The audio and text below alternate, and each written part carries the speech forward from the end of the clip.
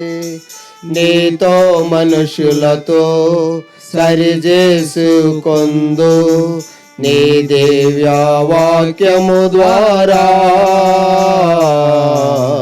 నీ దివ్య వాక్యము ద్వారా. నీ స్వరము వినిపించు ప్రభువా, నీ దాసుడాలకించును. నీ స్వరము వినిపించు ప్రభువా, నీ దాసుడాలకించును. నీ వాక్యమును నేర్పించు, దాని యందు నడచునట్లు నీతో. నీ వాక్యమును నేర్పించు, దాని యందు నడచునట్లు నీతో. నీ స్వరము వినిపించు ప్రభువా, నీ దాసుడాలకించును. నీ స్వరము వినిపించు ప్రభువా, నీ దాసుడాలకించును. ప్రభునందు ప్రియమైన వాళ్ళారా, ఈరోజు మరి దేవుని యొక్క వాక్యంలో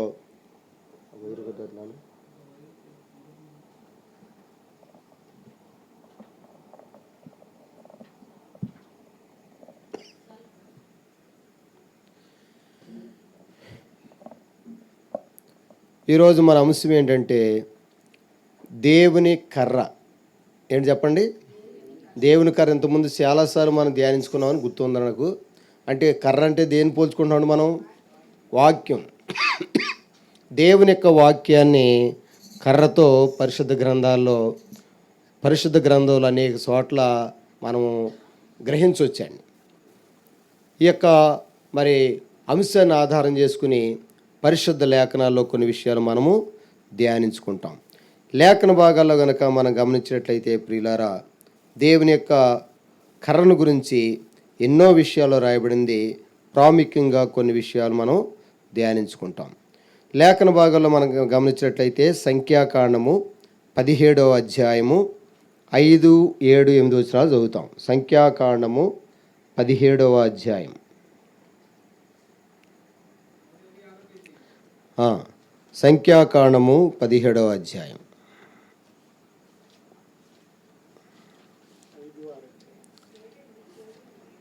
సంఖ్యాకాండ 17 5వ వచనము, 7వ వచనం, 8వ వచనం చదువుతాం. అప్పుడు నేను ఎవని ఏర్పరచుకొందునో వాని కర్ర సిగురించును. ఇశ్రాయేలీలు మీకు విరోధంగా సణుగుచుండు సణుగులు నాకు వినబడకుండా మాన్పివేయుదును. అలాగే 7వ వచనం అండి. మోషే వారి కర్రలను సాక్ష్యపు గుడారంలో యెహోవా సన్నిధిని ఉంచెను. మరునాడు మోషే సాక్ష్యపు గుడారంలోనికి వెళ్ళి చూడగా లేవి కుటుంబపుదైన అహరోను కర్ర సిగిర్చి ఉండెను. అది సిగిర్చి పువ్వులు పూసి బాదము పండ్లు గరదాయను. ప్రేంగల ప్రభువా, జీవం తండ్రి, అమూల్యమైన సమయంలో ప్రభువా, మరి దేవుని కర్ర అనే అంశాన్ని ఆధారం చేసుకుని కొన్ని లేఖన భాగాల ద్వారా మాతో మాట్లాడి మీరు ఇష్టపడుతున్నందుకు వందనాలు ప్రభు. ఈ లేఖన భాగాలు మీవి. నిన్ను ప్రేమించి జీవం గల నీ పాసని కూడా వచ్చిన ప్రియ బిడ్డలందరూ బట్టి కూడా వందనా స్తోత్రాలు చెల్లిస్తున్నాం. నాతోనూ మా అందరితోనూ మాట్లాడి మా జీవితాల్ని నూతనపరిచి సిగిర్చి నీవు ఎవరిని ఏర్పరచుకుంటావో వారు ప్రభు ఫలిస్తారని, సిగురుస్తారని, వారు అభివృద్ధి పొందుతారని మీరు సెలవిచ్చారు. మరి అహరోను చేతి కర్ర నీ యొక్క సన్నిధిలో నీ మందసం యొద్ద ఉంచినప్పుడు ప్రభు అది సిగిర్చింది, పువ్వులు పోసింది, ప్రభు బాదం పండ్లు కాసిందని కూడా మీ లేఖనాలు మీరు సెలవిచ్చారు. ప్రభు మా జీవితం కూడా ఒకప్పుడు ఎండిపోయినటువంటి దుస్థితిలో ఉన్నప్పటికీ అది నీ చేతిలో పెట్టినట్లయితే మీరు ఏ విధంగా మా జీవితాల్ని ప్రభు మీరు ఫలభరితంగా మారుస్తారో, సిగినింపజేస్తారో, చక్కని శ్రేష్టమైనటువంటి ఫలవంతమైన జీవితం అనుగ్రహిస్తారో మరి మాతో మాట్లాడుతున్నందుకు వందనాలు. స్పష్టంగా మాతో మాట్లాడి మాలో ఒక నూతనమైనటువంటి మీరు కోరుకున్న కార్యం జరిగించమని యేసు ప్రభువు యొక్క పరిశుద్ధమైన నామములో ప్రార్థించి స్తుతించి వేడుకొనుచున్నాము తండ్రి. ఆమేన్. ప్రియులారా, ఇక్కడ దేవుడు ఏం చెప్తున్నాడంటే సంఖ్యాకాండము 17వ అధ్యాయంలో మనం 5వ వచనం చూసుకున్న ప్రకారంగా, సంఖ్యాకాండం 17:5 చూసుకున్న ప్రకారంగా, అమ్మాయి ఈ లైట్లు వెళితాయా, చిన్న లైట్లు వెళితాయా, చూడండి ప్రియులారా, ఇక్కడ మనం గమనించినట్లయితే నేను ఎవని ఏర్పరచుకొందునో వాని కర్ర సిగిరించును. కాబట్టి ప్రియులారా, దేవుడు గనక మన గనక ఏర్పరచుకుంటే మనం ఏమవుతామంటే చెప్పండి, సిగిరిస్తాము. యెషయా గ్రంథంలో మనం గమనించినట్లయితే ప్రియులారా, ఒక ప్రాముఖ్యమైన మాట రాయబడింది.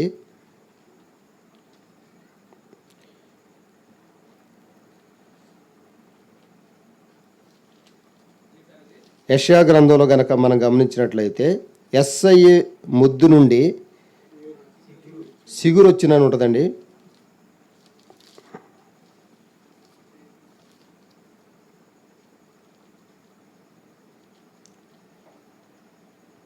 ఉంది కదండి అన్నమాట.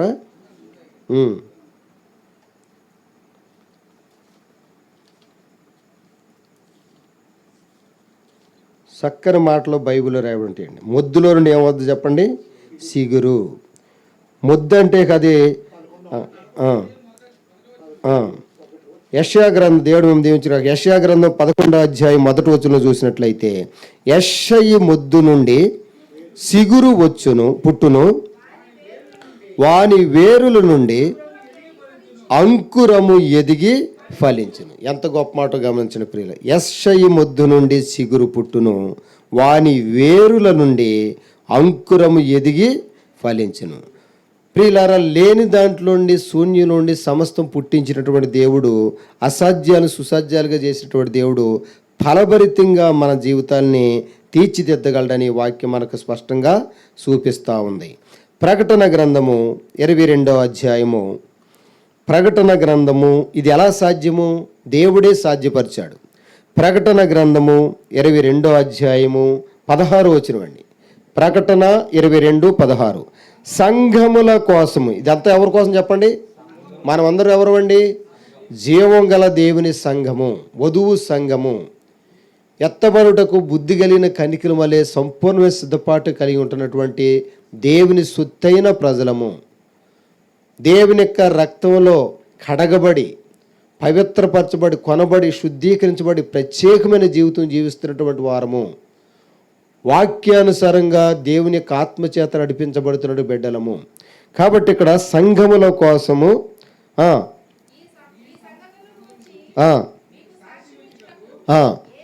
యేసు అని నేను నా దూతను పంపి ఉన్నాను.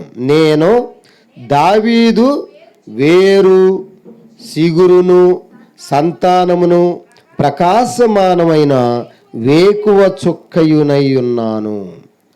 చూడండి ఎలా పోల్చుకుంటున్నాడండి. దావీదుకి ఎలాంటి వాడు అని చెప్పండి, వేరు ఆయనే, సిగురు ఆయనే, సంతానంగా కూడా ఆయన. ఎందుకని క్రొత్త నిబంధనలో మత్తయి సువార్త 1వ అధ్యాయము 1వ వచనం ఎలా ప్రారంభమవుతుందంటే, ఎలా ప్రారంభమవుతుంది చెప్పండి, అబ్రహాము కుమారుడైన దావీదు కుమారుడగు యేసుక్రీస్తు వంశావళి. ప్రియులారా, దావీదు గారికి సంతానంలో కుమారుడిగా జన్మించడానికి దేవుడు ఇష్టపడ్డాడండి, వంశోద్ధారకుడిగా. ఆయన ఎవరు చెప్పండి ప్రియులారా. ఇక్కడ వాక్యలో గమనించినట్లయితే వేరు కూడా సీకిపోయింది, పాడైపోయింది. కాబట్టి దావీదుకి నేను ఎవరిని అంటున్నాడని చెప్పండి, ఆయన వేరు సిగురు కలిగి చదవకుండామ్మా, వేరు సిగురు అంటే అది వేరే పదం, అర్థమైందండి. అంటే మొదలు ఆయనే, చివరి ఆయన అని లెక్క వద్దనమాట అండి. ఎక్కడ ప్రారంభంలో తేడా ఉన్నా, ఆఖరిలో తేడా ఉన్నా, ఎక్కడ కొద్దు ఉన్నా కానీ ఎవరు సరి చేస్తారు చెప్పండి. ఇవాళ వాట్సాప్లో ఎవరో చక్కని మెసేజ్ పెట్టారు, చెప్దాం అనుకుని మర్చిపోయాను. అదంటే కాలగర్భంలో అదంటే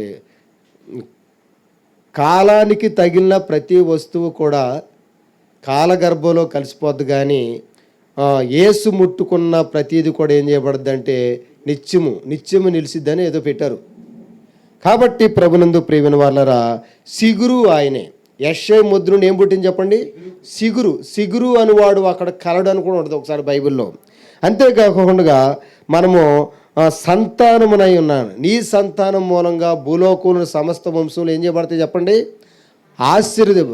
ఆదికాండం 12 నీ 22 అధ్యాయం, నీ సంతానం మూలంగా భూలోకంలో ఉన్నటువంటి ప్రతి వంశమును దీవించబడునప్పుడు ఆ సంతానం ఎవరంటే ప్రభువైన యేసుక్రీస్తు వారే.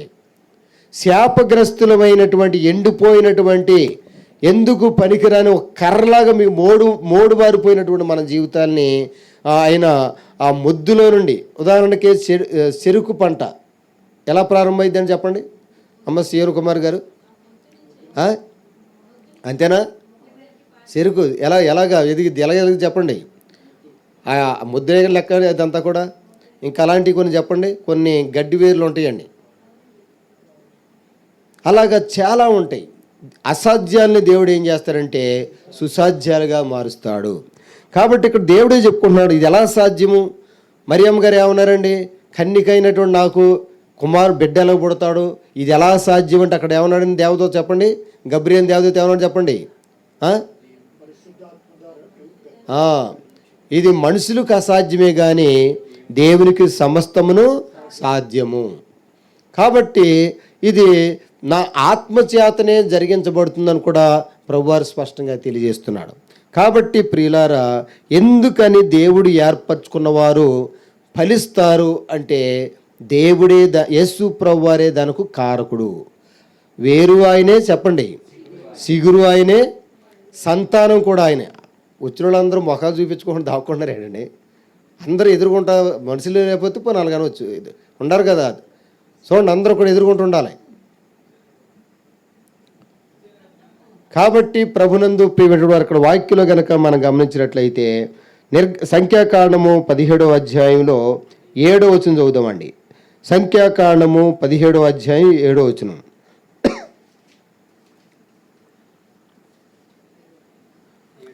మోషే వారి కర్రలను సాక్ష్యపు గుడారములో యెహోవా సన్నిధిని ఉంచెను. మరునాడు మోషే సాక్ష్యపు గుడారములకు వెళ్ళి చూడగా లేవి కుటుంబపుదైన అహరోను కర్ర సిగిర్చి ఉండెను. అది సిగిర్చి పువ్వులు పూసి బాదము పండ్లు గలదాయను. అందుకనే దేవుని ఏర్పాటులోకి రావాలని మనం. ఎవరు ఏర్పాటులోకి రావాలి చెప్పండి?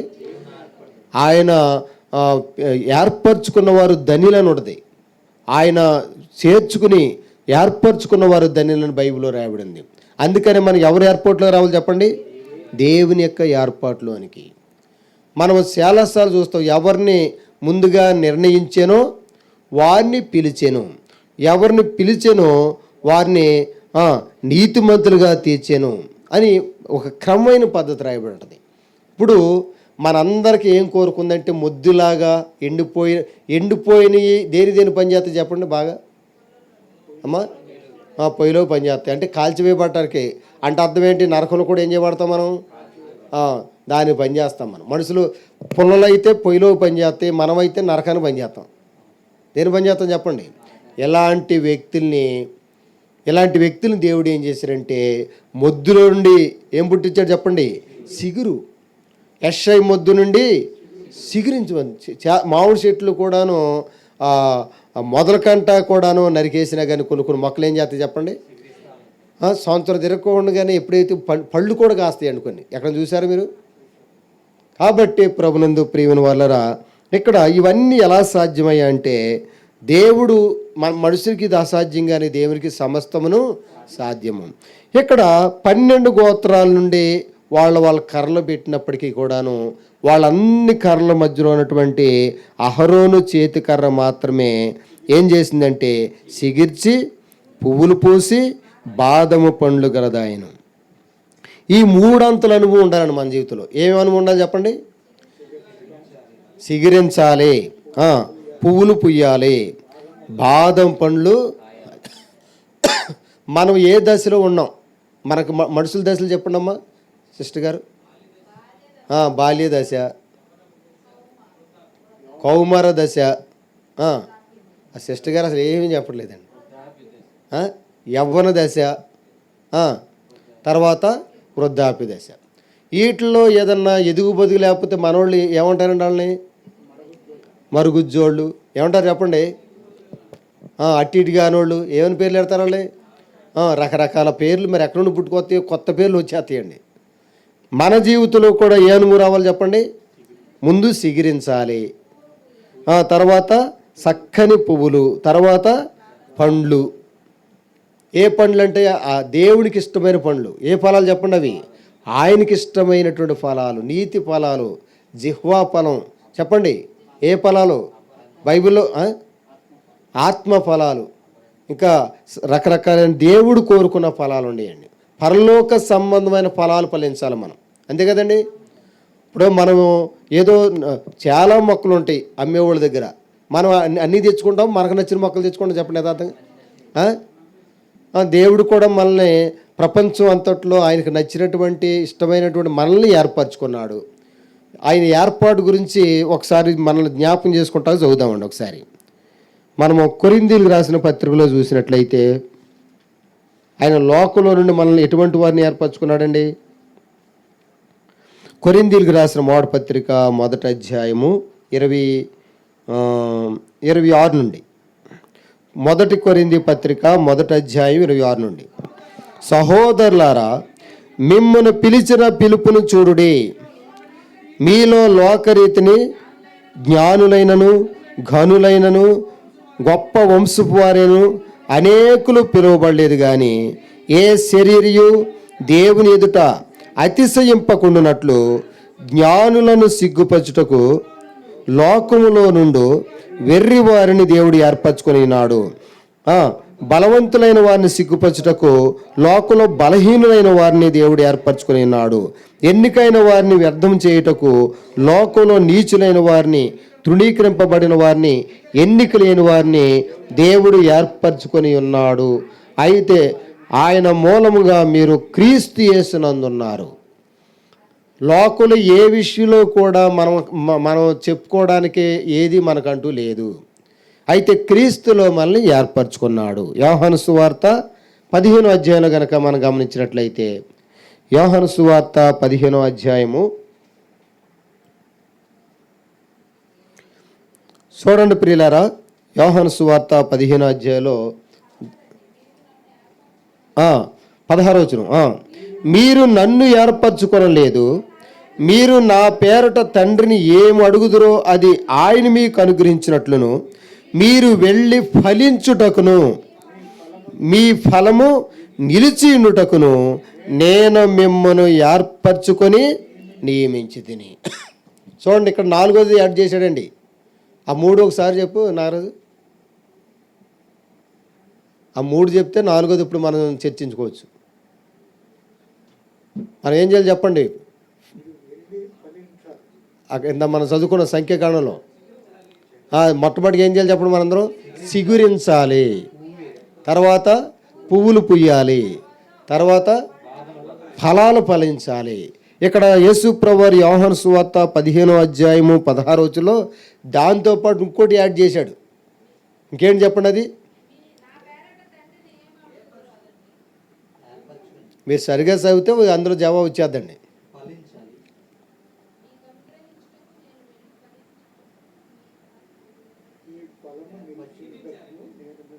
అది మనం ఫలించిన ఫలాలు కూడా ఏమవ్వాలి చెప్పండి? నిలిచి ఉండాలి. ఇప్పుడు ప్రపంచంలో ఎంతోమంది మనకంటే ముందు సేవ చేసిన వాళ్ళు ఉన్నారా? అందరూ సేవలో ఫలించినా కొంతమంది ఫలించింది చెప్పండి? మన నమ్మకంగా జీవించినటువంటి వారి యొక్క సేవా ఫలాలు మట్టుకే మిగిలి ఉంటాయి. అర్థమైందండి మీకు? నిలిచి ఉండే పరిచర్య మనది ఏ పరిచర్య చెప్పండి? శాశ్వతంగా ఇహలోకంలోనూ నిత్యత్వంలో నిలిచి ఉండాలండి. భద్రం చేయబడాలి. ఏం చేయబడాలి చెప్పండి? ఇప్పుడు పౌలు గారు బర్నబా గారు కలిసి పరిచర్య చేశారు లేదా? ఆఖరికి ఎవరు పరిచర్య నిలిచింది చెప్పండి? వాళ్ళిద్దరు వేరైపోయిన తర్వాత బర్నబా గారి గురించి మళ్ళీ ఏమాత్రము లేదు. కానీ ఎవరి యొక్క సేవా పరిచర్య నిలిచింది? అది మీరు వెళ్ళి ఫలించుటకును మీ ఫలము నిలిచియుండుటకును. మనకంటే ముందు ఈ లోకంలో మరి జీవించినటువంటి వారి యొక్క ఫలితాల్ని మనం క్షుణ్ణంగా పరిశీలన చేయాలని కూడా ఉంది బైబిల్, ఉందా లేదా?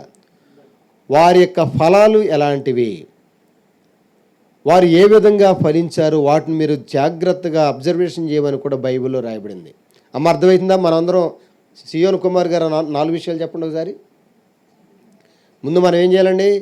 సిగురించాలి, సిగురులాగా సిగురించాలి. తర్వాత పువ్వులు పుయ్యాలి. తర్వాత బాదం కాదులండి, అది అది ఆయన ఆ కాయ కాసింది, మీ నుండి ఏ కాయ ఆశిస్తాడో అది అర్థమవడానికి ఒక మాట చదువుతానా అండి, ఒక మాట చదివితే మీకు అర్థమైంది. యెషయా గ్రంథంలో కనుక మనం గమనించినట్లయితే ప్రియులారా, 5వ అధ్యాయం అండి. యెషయా గ్రంథము 5వ అధ్యాయము 4వ వచనం చదువుతాం. యెషయా గ్రంథం 5:4. యెషయా గ్రంథము 5:4. నేను నా ద్రాక్ష తోటకు చేసిన దానికంటే మరేమి దానికి చేయగలను?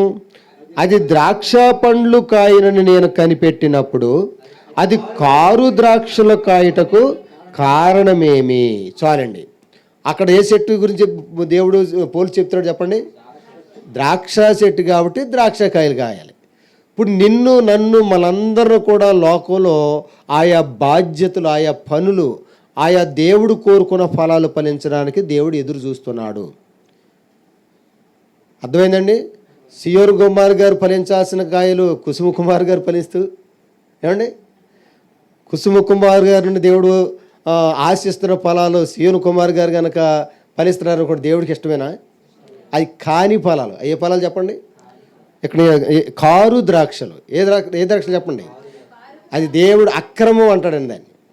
కాబట్టి అర్థమైందండి మీకు? కాబట్టి ప్రభునందు ప్రియమైనటువంటి వారిలో 2 కుమారులే, కానీ దేవుడు మనలో ప్రతి ఒక్కరికి కూడాను వారి వారి పని నియమించాడు, ఉందా లేదా? యోబు గ్రంథంలో కూడా స్పష్టంగా మాట ఉంటుందండి. చాలా వాక్యాలు ఆ మాట ఉంటుంది. అందుకని మనం ఉదయాన్నే ప్రభుని ఏమని అడగాలి చెప్పండి?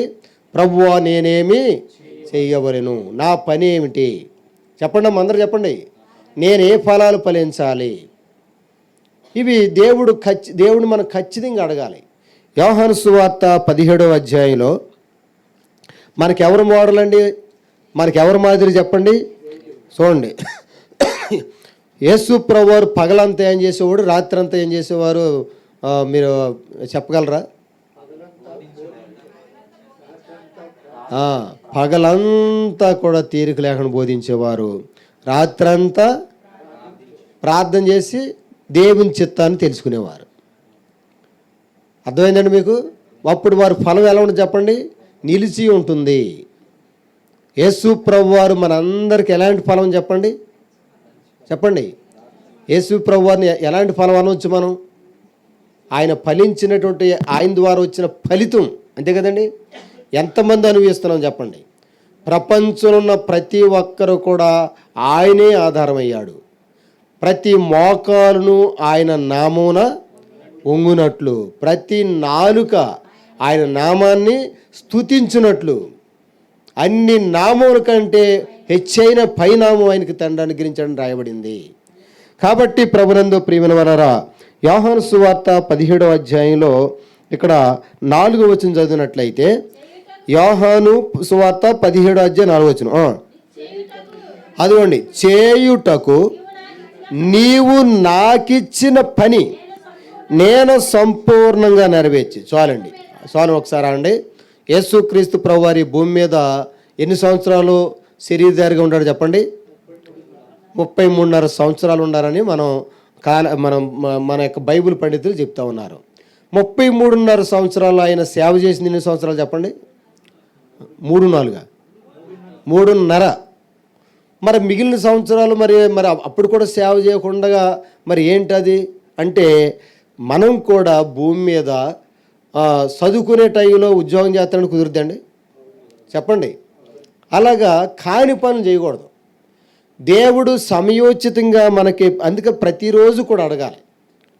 ప్రభువా, నిన్న పలానా సాట సువార్తకి వెళ్ళమన్నా కాబట్టి వెళ్ళాను, ఇవాళ కూడా అక్కడికి వెళ్తానని అనొచ్చా మనం? చెప్పండి అమ్మా. ఈరోజు ఏమి చేయాలి? అందుకనే ఇశ్రాయేలు ప్రజల్ని దేవుడు ఎన్ని సంవత్సరాలు నడిపించాడండి?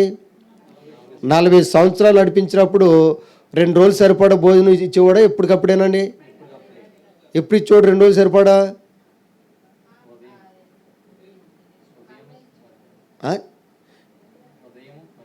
వారంలో 2 రోజులు సరిపడా ఆహారం ఇచ్చేవాడు.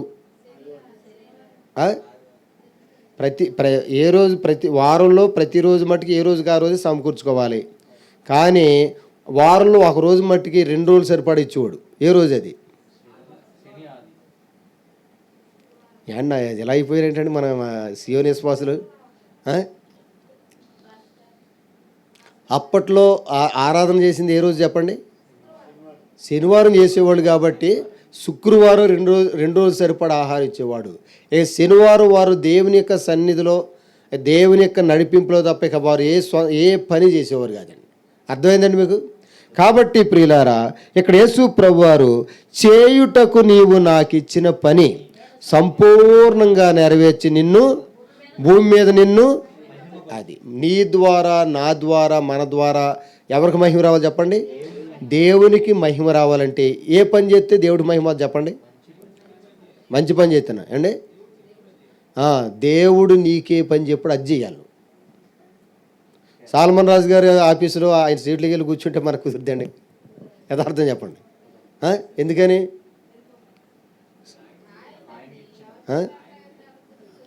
అలాగనమాట.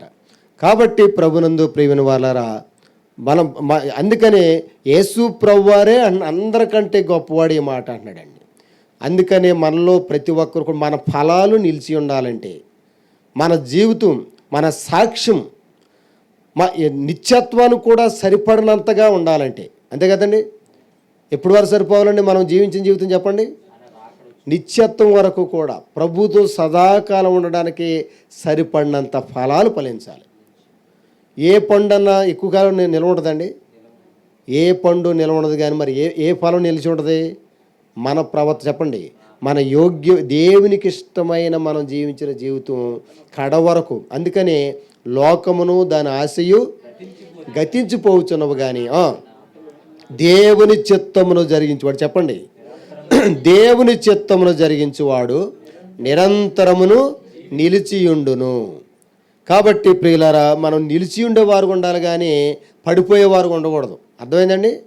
మిగిలిన వాళ్ళు సాగనోళ్ళు అప్పుడప్పుడు దేవుని ఇష్టాన్ని జరిగించేవాళ్ళు. వాళ్ళు ఇశ్రాయేలు ప్రజలు వాగ్దానం దేశంలోకి వెళ్ళినప్పుడు చాలా చాలా గొప్ప కార్యాలు చేసిన వాళ్ళు కూడా ఉండారు.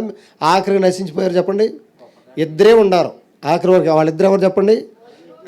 మోషే, యెహోషువ, కాలేబులు మటుకు ఫస్ట్ బయలుదేరిన లిస్టులో వాళ్ళిద్దరే గమ్యం చేరారు. అది వాళ్ళు నిలిచి ఉండే ఫలాల లిస్టులో ఉండారు. మరి అహరోను గారి కర్రలతో పాటు మిగిలిన కర్రలు పెట్టినప్పుడు వాళ్ళు కూడా గొప్పోళ్ళే పెట్టారు. అక్కడ ఏది మామూలు వాళ్ళని పరీక్ష పెట్టేటప్పుడు అందరు సమాన వాళ్ళు పెడతారా, హెచ్చు తగ్గులు కలిపి పెడతారు చెప్పండి? ఎవరికి తగ్గదు వాళ్ళకి పెట్టాలి. అదే ప్రకారంగా అందరూ సమానమైనటువంటి యోగ్యులైన వారు కర్రలే పెడితే ఎవరి మట్టికి చిగురించింది, ఎవరి మట్టికి పువ్వులు పోసింది, ఎవరిది మాత్రమే ఫలాలు కాసింది. మిగిలిన వాళ్ళు కనీసం సిగురు కూడా రాలేదండి. ఏం రాలేదు చెప్పండి? అందుకనే మనం ఇక్కడ అమూల్యమైన సమయంలో మనం దేవుని కర్రైనా మన చేతిలో ఉందని చూసుకోవాలి. అంటే దేవుని చిత్తంలోనే మనం ఉన్నామా లేదా చెప్పండి? ఎందులో ఉండాలి చెప్పండి? మనం ఏపీఎస్సి పత్రిక, ఏపీఎస్సీలకు రాసిన పత్రికలో కనుక మనం గమనించినట్లయితే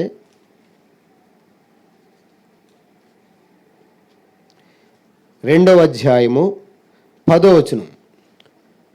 ఏపీఎస్సీ పత్రిక 2:10. మరియు వాటి యందు మనము నడుచుకొనవలెనని దేవుడు ముందుగా సిద్ధపరిచిన సత్క్రియలు చేయుటకై మనము క్రీస్తు యేసునందు సృష్టింపబడిన వారమై ఆయన చేసిన పని అయి ఉన్నాము. దేవుడు ముందుగా సిద్ధపరిచిన ఏం చేయాలి చెప్పండి? సత్క్రియలు చేయడానికి. మనల్ని సృష్టించినప్పుడే మనం ఏమేం చేయాలో ఇప్పుడు ఈ బాటిల్ తయారు చేశారండి. ఏ బాటిల్? దేన్ని తయారు చేశారు చెప్పండి? చెప్పండి. అలాగా దీని ఎందుకు తయారు చేశారు? అలా ప్రతి వస్తువు ప్రతి చెప్తాను, నిన్నెందుకు చేశారని చెప్పలేము. ఏమ్మా చంద్రమ్మ, నిన్ను దేవుడు ఎందుకు చేశాడంటే చెప్పగలవు నువ్వు? ఏమండి, దేవుడి సంకల్పము నెరవేర్చడానికనండి. మంచి మాటే, దేవుడు ఆమె దీవించను కాక. ఎందుకంటే దావీదు దేవుని సంకల్పం చొప్పున దావీదు గారికి దేవుడు ఏ పని అప్పగించాడు ఒకసారి చూడండి. భలే గుర్తు చేసింది తల్లిగారు. చూడండి ఒకసారి మనము అపోస్తల కార్యంలో చూసినట్లయితే దావీదు గారి విషయంలో దేవుడికి ఒక ప్రణాళిక ఉంది. ఏమని చెప్పండి? ఒక సంకల్పం ఉంది. చూడండి అదేంటో ఇక్కడ దేవుడే రాశాడండి. ఆయన గ్రహించాడు, ఆ ప్రకారంగా నడుచుకున్నాడు, దేవుడి దగ్గర మార్కులు కొట్టేశాడు. అర్థమైందండి? అందుకని నేను దావీదుకి ఏమన్నాడు చెప్పండి? వేరు సిగురు సంతానమై ఉన్నానని చెప్తున్నానండి. అపోస్తల కార్యములు 13వ అధ్యాయము 36వ వచనం. అపోస్తల కార్యములు 13వ అధ్యాయము 36వ వచనం. దావీదు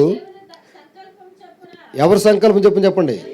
దేవుని సంకల్పము చొప్పున తన తరము వారికి సేవ చేసి చాలండి. దావీదు దేవుడి సంకల్పం చొప్పున సేవ చేశాడు. ఎవరి సంకల్పం చొప్పున చెప్పండి? దేవుడి ఉద్దేశాలు నెరవేర్చాడు. యేసు ప్రభువారు తండ్రి ఏ బాధ్యత సంపూర్ణంగా నెరవేర్చి భూమి మీద నిన్ను మహింపరచని చెప్పాడు లేదా?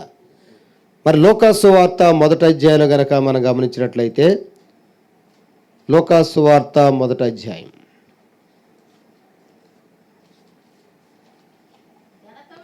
లోకాసు వార్త 1వ అధ్యాయము 23వ వచనం అండి.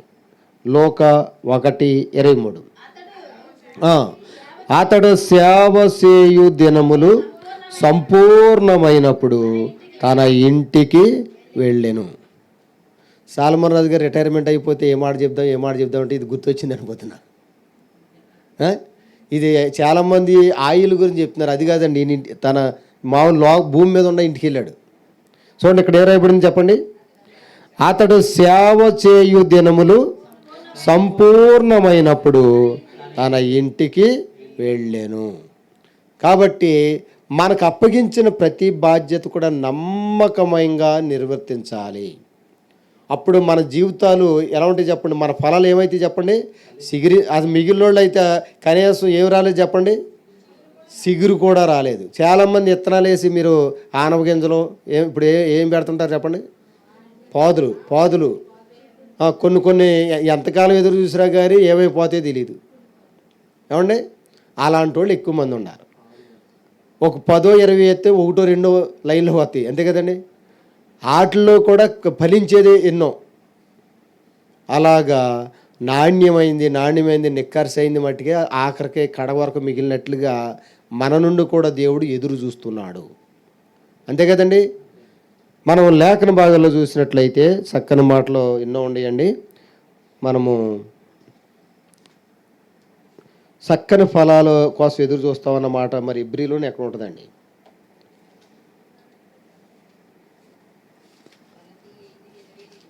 చదవండి.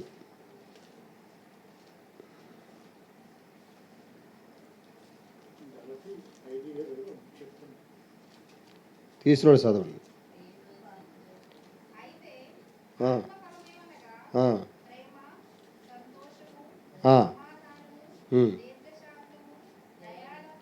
నేను అన్నది అది కాదులేండి. ఎబ్రీ పత్రికలోనే ఉంది, చూడండి ఒకసారి. ఎబ్రీ పత్రిక 6వ అధ్యాయము 7వ వచనం. ఎబ్రీ పత్రిక 6వ అధ్యాయం 7వ వచనం. ఎట్లనగా భూమి తన మీద తరచుగా కురియు వర్షమును త్రాగి ఎవరి కొరకు వ్యవసాయము చేయబడునో వారికి అనుకూలమైన పైరులను ఫలించుచు దేవుని ఆశీర్వచనము పొందును. అదండి. ఇప్పుడు మనము ఇప్పుడు చదువుకునే పిల్లలు ఉండారండి. 10th క్లాస్ వరకు అందరూ కామన్గా చదవరా చెప్పండి సార్? తర్వాత మళ్ళీ ఎవరు ఏ చదువుకి ఇంట్రెస్ట్ చూపిస్తున్నారో అటు సపరేట్ అయిపోతారు, అవునా కదా? కొంతమంది ఎంపీఎస్సీ చెప్పండి, కొంతమంది బైపీసీ, కొంతమంది ఇంటర్ అయితే, కొంతమంది ఐటీఐ, కొంతమంది పాలిటెక్నిక్, అలా అలా అలా సపరేట్ అయిపోతూ ఉంటారు. అందులో జంతువుల గురించి కొంతమంది, వృక్షాల గురించి కొంతమంది, చెప్పండి, కొంతమంది మానవులు, కొంతమంది ప్రకృతి, లేకపోతే ఖగోళ శాస్త్రం, ఏదో అలా సపరేట్ అయిపోయి. ఇక్కడ వాక్యం ఏం చెప్తుందంటే చూడండి, చాలా ఎవరి కొరకు వ్యవసాయం చేయబడును, చెప్పండి. మనం ఎవరు వ్యవసాయం అండి? ఉందా లేదా బైబిల్ అన్నమాట? మనము దేవుని వ్యవసాయమును. మనం అందరూ ఎవరు వ్యవసాయం చెప్పండి? యోహాను సువార్త 15 మొదటి రోజున టక్కన చూడకుండా చెప్పండి. నేను అనుకున్నది మట్టుకి దాటిచ్చేస్తున్నారు. నా తండ్రి ఎవరు చెప్పండి? మనందరికీ వ్యవసాయకుడు ఎవరు చెప్పండి? మనమే ఆయన వ్యవసాయము. అందుకనే మొట్టమొదటి ఆదాము అవ్వలకు కూడా దేవుడు ఏ బాధ్యత అప్పించాడండి? ఏదైనా వనంలో సేద్యం చేయడానికి, కాపలా గాయడానికి. సేద్యం చేయడు, కాపలా గాయడు. ఇక్కడ మనందరికీ వ్యవసాయదాయకుడు ఎవరయ్యా అంటే మన ప్రభు, మన తండ్రి దేవుడు. మనం ఆయన వ్యవసాయం. మనందరం ఎవరు చెప్పండి?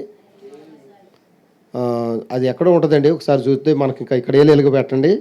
చక్కని మాటలండి బైబిల్లో. కొరింథీయులు రాసిన మొదటి పత్రిక 3వ అధ్యాయము 9వ వచనం.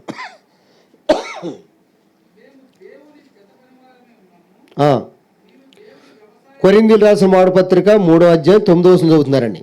మేము దేవుని జత పని వారమై ఉన్నాము, మీరు దేవుని వ్యవసాయమును దేవుని గృహమునై ఉన్నారు. మనం దేవుడికి ఎవరెవరు అంటే చెప్పండి? వ్యవసాయము, గృహం కూడా. కొంచెం ఎదరజండం సహకరించండి. మనం అందరం కూడా దేవునికి ఎవరు అంటే వ్యవసాయము, గృహం, ఇల్లు కూడా.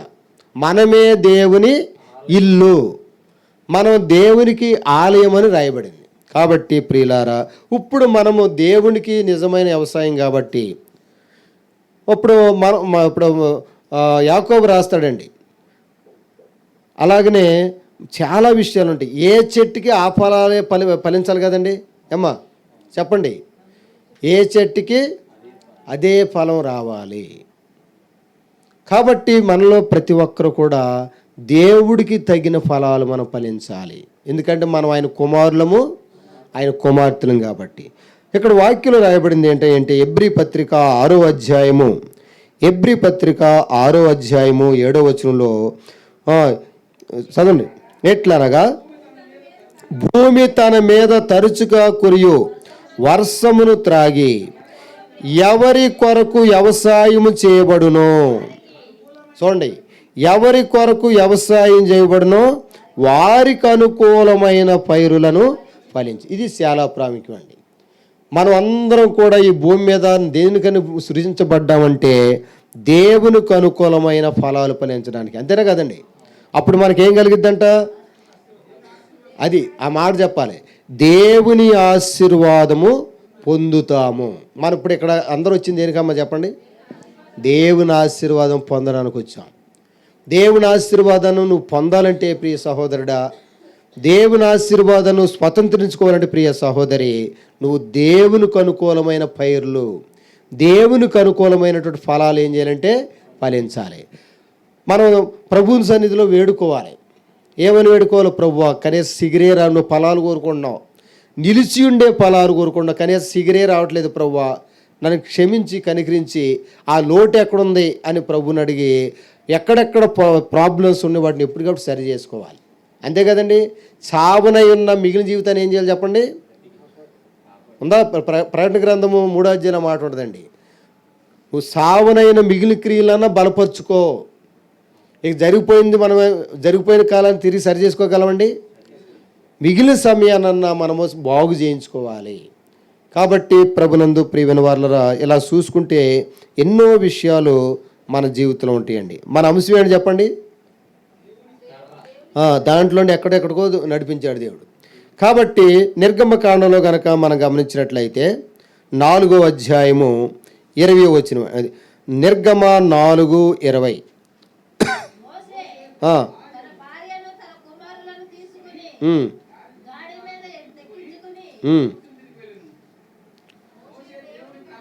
మోషే దేవుని కర్రను తన చేత పట్టుకొని. అంతకుముందు ఎవరు కర్ర అండి అది? చూడండి ప్రియులారా, అక్కడ ముందు అడుగుతాడు, నీ చేతులు ఉండదు ఏంటని అడుగుతాడు. చూడండి,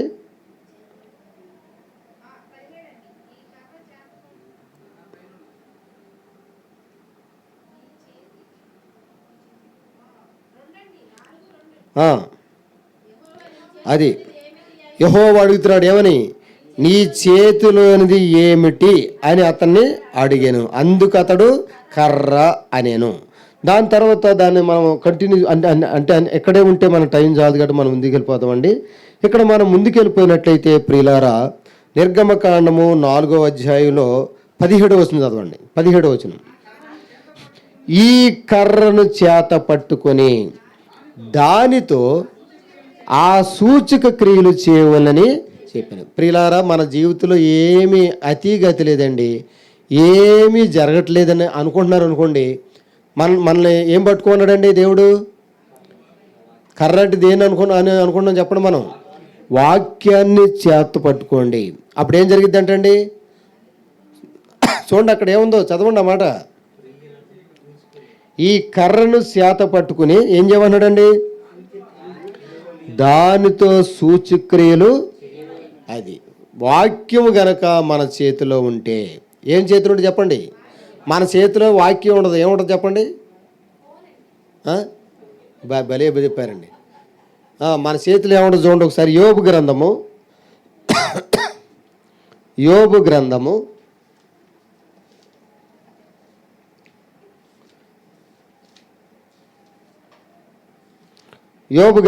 11వ అధ్యాయం కనుక మనం గమనించినట్లయితే, యోబు గ్రంథము 11:14. యోబు 11:14, పాపము నీ చేతిలో ఉండుట చూచి నీవు దాన్ని విడిచిన ఎడల. ఇది చాలా ప్రాముఖ్యం అన్నమాట అండి. పాపము నీ చేతిలో ఉండడం నువ్వు చూసి దాన్ని ఏం చేయాలి చెప్పండి? విడిచిపెట్టిన ఎడల. దేవుడు మన చేతిలో ఏం పట్టుకున్నాడు చెప్పండి? వాక్యాన్ని. చెప్పండి, దేవుడు పట్టుకోమన్నది వాక్యం అయితే మనం ఏం పట్టుకుంటున్నామండి?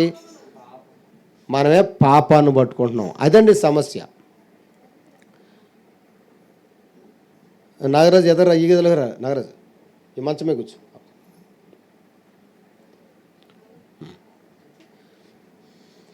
కాబట్టి ప్రభునందు ప్రియమైన వాళ్ళారా, మనము దేవుని కర్రను గురించి మనం ధ్యానించుకుంటూ ఉన్నామండి. ఇప్పుడు మోషే చేతుల్లో కొత్త దేవుడి దగ్గరికి వచ్చేటప్పుడు కర్ర వేసుకొచ్చాడు. ఏం కర్ర అండి అది? ఎండిపోయిన కర్ర. చెప్పండి. ఒక ఆయన చక్కని మెసేజ్ పెట్టాడండి వాట్సాప్లో.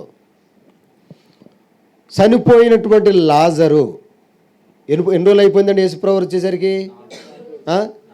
మన వాళ్ళందరూ ఏ రోజు చిన్నదినం చేస్తారు? ఆ రోజు కూడా అయిపోయింది. అవకాశం ఉన్న 3వ రోజు కూడా అయిపోయింది. ఇక 4వ రోజున ఆయన వచ్చినప్పుడు అప్పుడు కూడా దేవుడు అప్పుడే ఎందుకు వచ్చాడంటే ప్రియులారా, ఇక 3వ రోజు దాడిపోతే ఇక సమాప్తం అయిపోయినట్టుగా మనుషులందరి దృష్టిలో లెక్కండి. కొంతమంది నిశ్చితార్థం అయిపోతే ఏమంటారు చెప్పండి? సగం పెళ్ళి అన్నట్టుగా. చనిపోయిన వ్యక్తిని ఆ కార్యక్రమం అయిపోతే 3వ రోజు దాడిపోతే ఇక సగం అయిపోయింది అన్నట్టుగా చెప్పినట్లుగా, ఆ రోజు కూడా దాటిన తర్వాత యేసుప్రభువు చేసింది ఏంటంటే, మనందరి జీవితంలో కూడా ఇక సమాధి అయిపోయింది, ఇక ఆ విషయం వదిలేండి అంటారు చూడండి అమ్మా కుసుమ కుమార్ గారు. ఇక అది ఆ విషయం వదిలేండి, దాన్ని ఇక అయిపోయింది అనే పరిస్థితులు కూడాను నువ్వు నమ్మిన ఎడల చెప్పండి దేవుని మహిమను చూతువు. చెప్పండి, నువ్వు నమ్మిన ఎడల దేవుని మహిమను చూతువు అన్నాడు. అది దేవుళ్ళు ఉన్నాడు గొప్పతనం. మనము రకరకాలైనటువంటి దేవుళ్ళు దేవతలు వదిలేసి జీవంగల దేవుని దగ్గరికి మనం రావడంలో ప్రధానమైనటువంటి కారణం ఏంటంటే, ఇక సచ్చిన స్థితిలో నుండి కూడా దేవుడు తిరిగి మనం మొట్టమొదటి చదువుకున్న ఆ మాట ఏంటి చెప్పండి? సిగిరింపజేసి. చెప్పండి, సిగిరింపజేసి పువ్వులు పూసేలాగా చేసి. చెప్పండి, యెషయా గ్రంథంలో ఉంటుందండి, అడవి సిగిరించును మంచి మంచి పూలు పూని అన్నట్లుగా మనందరి జీవితంలో ఎండిన స్థితిలో నుండి సిగిరింపజేసే స్థితి. యెహెజ్కేలు గ్రంథంలో మనం ఎన్నోసార్లు చూసుకుంటున్నాం. గమనించండి ఒకసారి. యెహెజ్కేలు గ్రంథము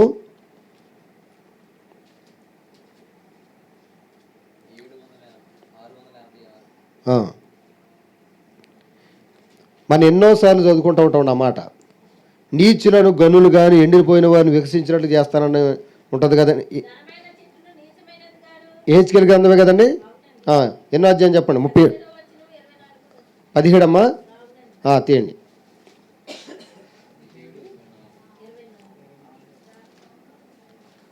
ఆఖరి వచ్చును. నీచమైన చెట్టును ఘనమైనది గాను నేను చెప్పేస్తాను, ఎండిపోయిన చెట్టును వికసింపజేయనట్లును చేయువాడను. మనలో చాలామంది ఇక జీవితమే ఇక అయిపోయింది అనే పరిస్థితిలో కూడా తిరిగి నూతన పరచగలడు. యేసు ప్రభువులో అంత గొప్పతనం ఉందండి.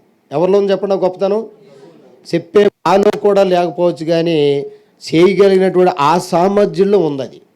కాబట్టి మీరు ఎవరి దగ్గరికి రావాలో ఆయన దగ్గరికి వచ్చారు. ఆయన నుండి పొందాల్సిన మట్టికి మీరు ఏది కూడా కోల్పోకూడదు. నీచులు అంటే ఒకప్పుడు మనం ఎలాంటి వాడు చెప్పండి, అసహ్యమైన పని చేసినాడు. ఇప్పుడు ఆశీర్వాదకరమైన పని చేయాలి. ఇప్పుడు ఏ కార్యాలు చేయండి, ఏది చేసినా కానీ ఆశీర్వాదమే. ఒకప్పుడు మనము ఎండిపోయినాడు, ఒకప్పుడు మనం ఎవరు చెప్పండి, మరి దేవుడు మనల్ని ఎలా చేస్తాడని చెప్పండి, వికసించేలాగా అత్యధికంగా ఫలించేలాగా చేయడానికి అందుకే పిలిచాడండి ఆయన. యెషయా గ్రంథంలో ఆయన పిలుపులో కూడా చాలా మంచిగా ఉండడు. ఇందాక మనము కొరింథీ పత్రిక కూడా చూసుకున్నాం. ఆయన ఎవరైనా పిలిచాడంటండి, ఘనహీనులు, తృఢీకరించబడిన వారు, అసహ్యులు, ఘనహీనులు అన్నీ ఎలా పోల్చుకున్నా కానీ ఇక వీళ్ళు వేస్ట్ అనుకున్న వాళ్ళు దేవుడు పిలిచి వారిని గనులుగా, ప్రయోజకులుగా, ఉన్నతమైన వారుగా దేవుడు తీర్చిదిద్దాడు. ఫిలెమోనుకు రాసిన పత్రికలో చదివితే అన్నిటికీ జవాబు ఇచ్చేద్దండి. ఫిలెమోనుకు రాసిన పత్రికలో కనుక మనం గమనించినట్లయితే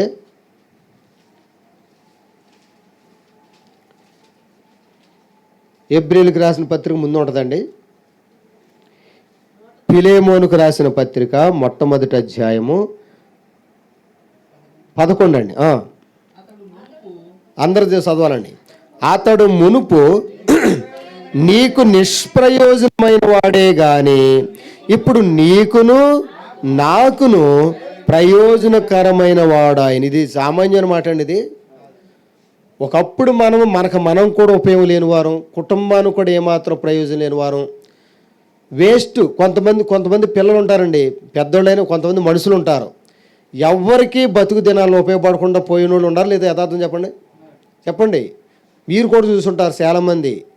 అసలు ఎందుకు పుట్టారో, కాలం ఎలా గడిపేశారు, ఎలా పోయారు తెలియదు అన్నట్టుగా వేస్ట్గా మిగిలిపోతారు వాళ్ళు. కానీ మనం అలా ఉండొచ్చండి. ఒకప్పుడు కొంతకాలం వరకు నువ్వు కూడా, నేను కూడా, మనం కూడా అలా ఉండగాని దేవుడు మనల్ని ఎలా మార్చేస్తాడంటే ఎవరికి ఉపయోగం లేని వ్యక్తుల్ని దేవుడికి ఉపయోగపడేలాగా చెప్పండి, మనుషులు కూడా ఉపయోగపడేలాగా చెప్పండి, దేవునికి ఉపయోగపడేలాగా మనుషులు కూడా ఉపయోగపడేలాగా వారు చిరస్థాయిగా మిగిలిపోతారండి. వారందరికీ దీవునికరంగా మారిపోతారు. అలాంటి జీవితం నాకు ఇవ్వాలని మీకు ఎవరికి లేదండి? నాకని కాదు, మీకు. ప్రభువా, నేను అందరికీ ప్రయోజనకరంగా మార్చబట్టాక నాకు సహాయం చేయమని మీరు వేడుకున్నట్లయితే ఎంత ధన్యులు అవుతారండి మీరు. అలాంటి ప్రార్థనలు అనేసి పనికిరాని ప్రార్థన చేస్తుంటారా? ఎందుకంటే ఉపయోగం లేని ప్రార్థనలు. మనం ఏదన్నా దేవుణ్ణి అడిగామంటే అది శాశ్వతంగా ఉపయోగపడేదై ఉండాలి. ఎంతకాలం పనిచేసేలా ఉండాలి చెప్పండి. దేవుడు ప్రత్యక్షమై నీకేం కావాలో కోరుకుంటే ఒక చిన్న ఇల్లు కట్టిపోయమంటే అది మంచి కోరికేనండి అది. అమ్మా చెప్పండి. అందుకనే మనం పూర్తిగా మారిపోవాలి. దేవుడు మనకి ఇప్పుడు ఈరోజు ఇచ్చాడంటే బోడని అవకాశాలు ఇచ్చాడండి. ఈ వదిలేసి ఇంకా ఏదో ఇస్తారన్నారు చూస్తూ ఉంటారు తెలియక. మనకి ఇవ్వబడినటువంటి సమయంలోనే మనం ఉదయం లేవడం కానీ ముందేం చేయాలని చెప్పండి. మీ అభివృద్ధి కోసం చెప్తున్నానండి. ఉదయం లేవడం కానీ మనం ఏం చేయాలి? ముందు దేవుణ్ణి స్తుతించాలి. ఏమని? నన్ను బ్రతుకుంచినందుకు వందనాలు. ఎందుకు బతుకుతున్నావో తెలియదు నాకు. నా జీవితంలో ఒకరోజు ఇచ్చావు. ఈరోజు నేను ఏ విధంగా నిన్ను సంతోషపరచాలి? ఎవరు సంతోషపరచాలి చెప్పండి? నువ్వు. ఎందుకంటే మనకు ఆయుష్ ఇచ్చింది ఆయన, మనంతరం మనకు వచ్చేసిందా చెప్పండి? యథార్థం. నువ్వు బతికావు కాబట్టి నీకు ఏదో అనుకోవడం కాదు, దేవుడి కోసమే దేవుడు నిన్ను బతికించాడు. కాబట్టి ప్రభువా నీకు ఇష్టమైంది దావీదు దేవుని సంకల్ప చొప్పున జీవించాడు లేదా, అందుకే ధన్యుడయ్యాడు. అలాగనే నువ్వు నేను కూడా మనం దేవుణ్ణి ఈ వచ్చిరాని ప్రార్థనలు మనం చేస్తూ ఉంటే అప్పుడు చూసుకోండి మిమ్మల్ని మీ జీవితం మనం అనుకున్న దానికంటే కూడా గొప్పవాడిని చేస్తాడు దేవుడు. అందుకని ఇక్కడ ఫిలోమోనుకు రాసిన పత్రిక 1వ అధ్యాయము 11వ వచనం మళ్ళీ ఒకసారి చదవండి. అతడు మునుపు ఒక ఆయనకి ఉత్తరం రాస్తాడండి, నీకు కూడా ఉపయోగం లేనటువంటి వ్యక్తిని దేవుడు ఎలా మార్చేశాడు చెప్పండి, నాకును నీకు కూడా ప్రయోజనకరంగా చేసేసాడు. ఇది ఎంత ధన్యకరమైన మాట అండి. అందుకనే ప్రియులారా ఇది మనతో స్టార్ట్ అవ్వాలి. ఎవరితో స్టార్ట్ అవ్వాలి చెప్పండి, ప్రభువా నేను అందరికీ ఉపయోగపడే వ్యక్తిగా మార్చు. అది చక్కని ప్రార్థన అండి. కనీసము మరి ఈ చిన్న ప్రార్థన మనం చేయకపోతే మరి ఎలా బాగుపడుతాం మనం. కాబట్టి మరలా రండి, ఇప్పుడు వస్తా మోషే గారు కర్ర వేసుకొచ్చాడండి. ఆ కర్ర ఎలాంటిది అంటే చెప్పండి, కర్ర అంటేనే పచ్చిదా ఎండిదా చెప్పండి, ఎండిపోయింది. కర్ర దేనికి ఉపయోగించుకుంటారు చెప్పండి అమ్మా, చెప్పండి. బాపురమ్మ గారు చెప్తారు, 3 అన్నా చెప్పాలి కారణం. కర్ర దేనికి ఉపయోగపడద్ది 3 అన్నా చెప్పండి కనీసం. అమ్మా చెప్పరా, నేను ఆ సిస్టర్ గారిని అడిగా, ఎవరిని అడగలేదండి.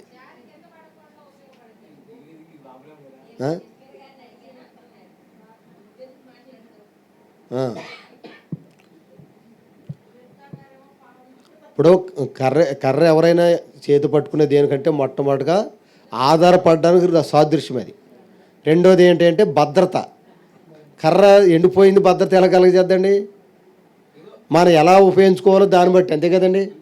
కొంతమంది కర్ర చేతిలో ఉన్నది ఎలా వాడాలో తెలియదు, కర్ర ఇచ్చుకుని పరుగులు తీస్తాడంటే ఒక అతను కుక్క ఎంట పెడుతుంటే ఎవరు ఏం చేస్తాడు చెప్పండి, చేతులు ఏముంది కర్ర ఉంది కానీ ఏం చేస్తాడు, కుక్క మురుగుతుంటే మరి అలా ఉంది మన జీవితాలు.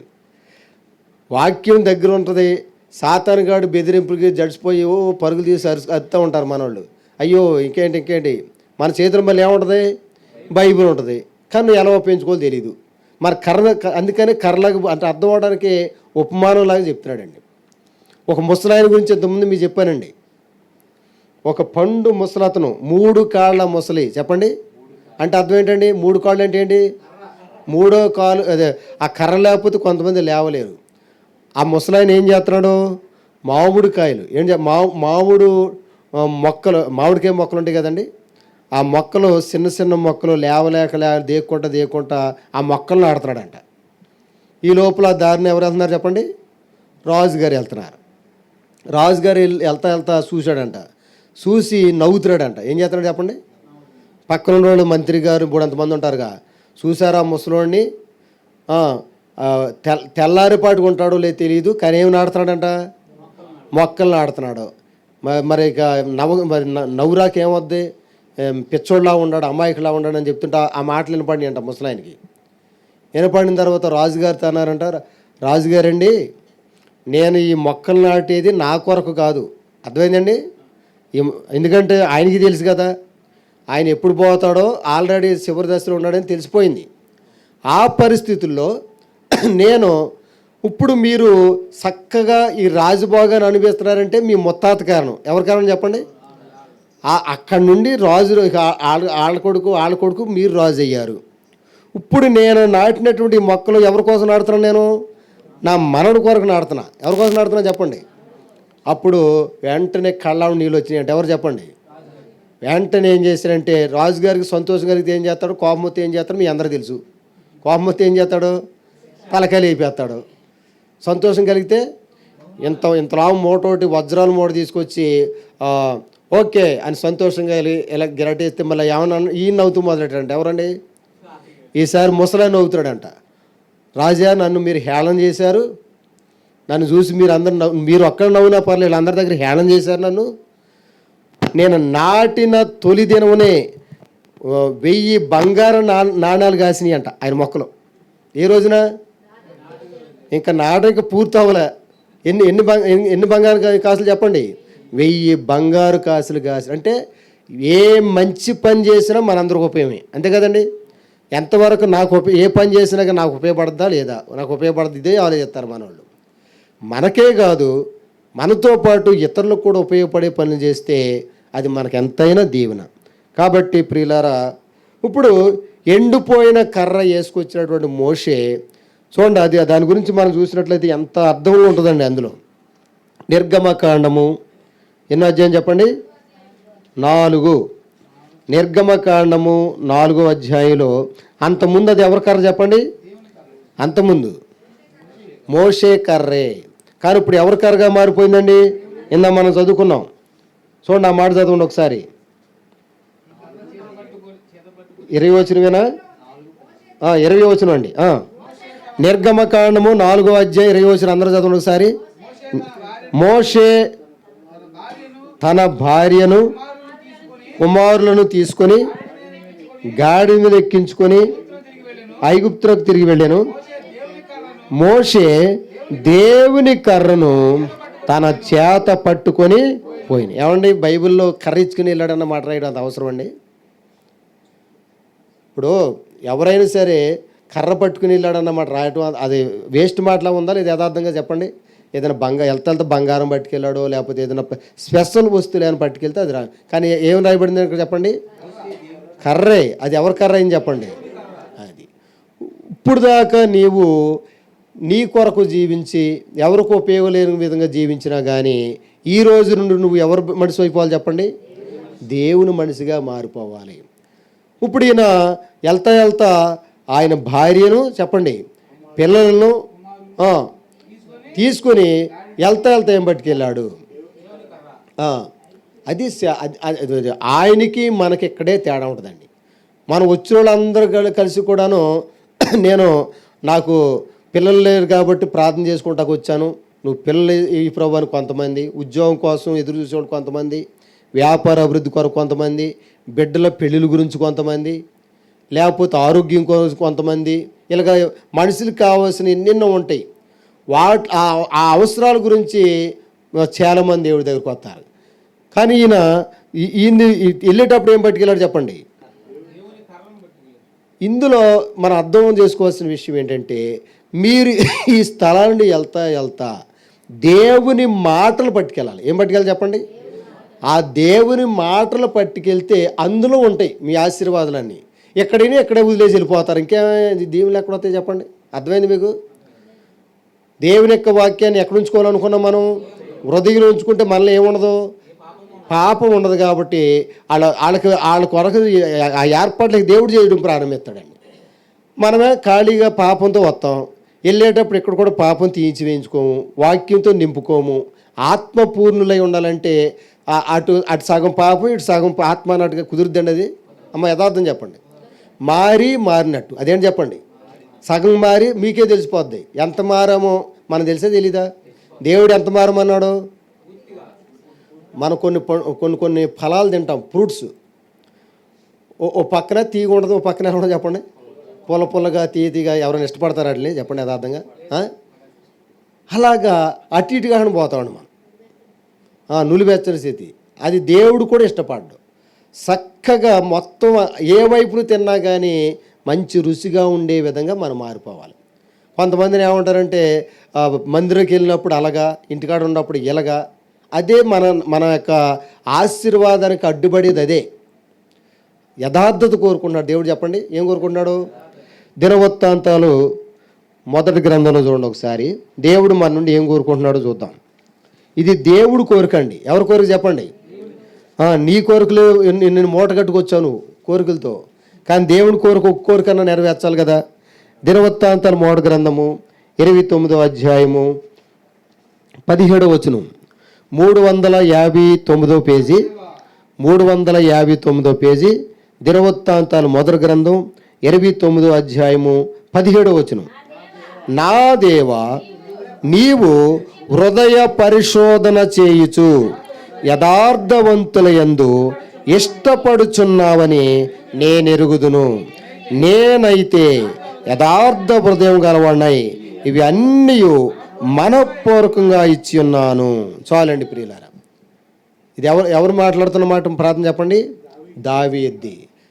దావీదుకి ఎందుకు దావీదు గొప్పోడైపోయాడంటే సిగిరిచ్చాడు, పువ్వులు పూసాడు, చక్కగా ఫలించాడంటే ప్రియులారా దేవుడికి ఇష్టమైంది ఏంటో తెలుసుకునేవాడండి. అర్థమైందండి? గొర్రెలు కాసుకునేటప్పుడు కూడా ఆయనకు ఆ అనుభవం ఉంది. రాజు అయిన తర్వాత కూడా అనుభవం ఉంది. మనం కూడా అందరిలా మిగిలిన ప్రజల్లాగానే ఎదుగుతున్నాం, కానీ దేవుని ప్రజలు ఎదగవలసినంతగా ఎదుగుతున్నాం. యథార్థం చెప్పండి ఏమండి? మిగిలిన ప్రజలు ఎలా ఎదుగుతున్నారో మనం కూడా అలాగే ఎదుగుతున్నాం. అది దేవుడికి సంతోషము కాదు.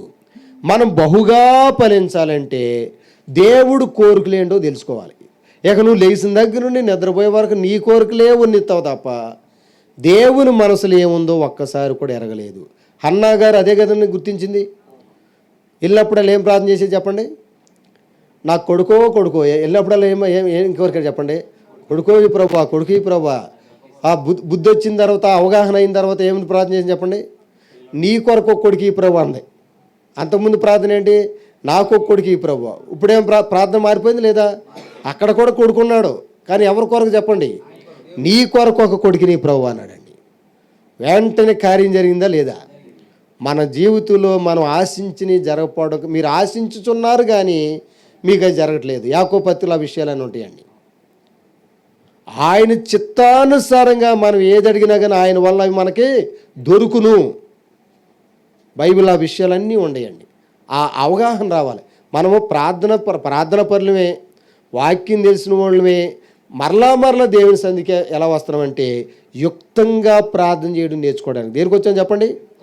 సమయోచితమైన సహాయం కొరకు. చెప్పండి, యుక్తమైన ప్రార్థనే సమయోచితమైన సహాయం జరిగింది. యుక్తమైన ప్రార్థన ద్వారా ఏమవుతుంది చెప్పండి? చూడండి, ఆ మాటలు 2 మాటలు చదివితే మనకి ఇక్కడ ఈ మాట అర్థమైంది కదండి. దేవుడు ఏం కోరుకున్నాడు చెప్పండి? హృదయ పరిశోధన చేయించు. ఎవరెందుకు కోరుకున్నాడు? ఎవరెందు ఇష్టపడుతున్నాడు ఆయన? యథార్థ హృదయం కలిగిన వారు ఏంటంటే ఆయనకి మహా ఇష్టం అండి. వాక్యం చెప్పుకోవాలంటే ఎక్కువ ఇష్టమా, యథార్థ బంతులు అంటే ఎక్కువ ఇష్టం అండి అమ్మా? అది ఇక్కడ కూడి ఉన్న మనలందరిలో కూడా అందరూ మీ బిడ్డలేనండి. ఎవరు మీకు బాగా ఇష్టమైన వారంటే దేవుడు చెప్పేస్తాడండి. ఎందుకంటే ప్రభువు తన వారిని ఎరుగును. ఆయన గొర్రెలు ఎవరు ఆయన తెలుసా తెలీదా? కాబట్టి ప్రియులారా చూడండి ఒకసారి, చదువు తీయండి అమ్మా.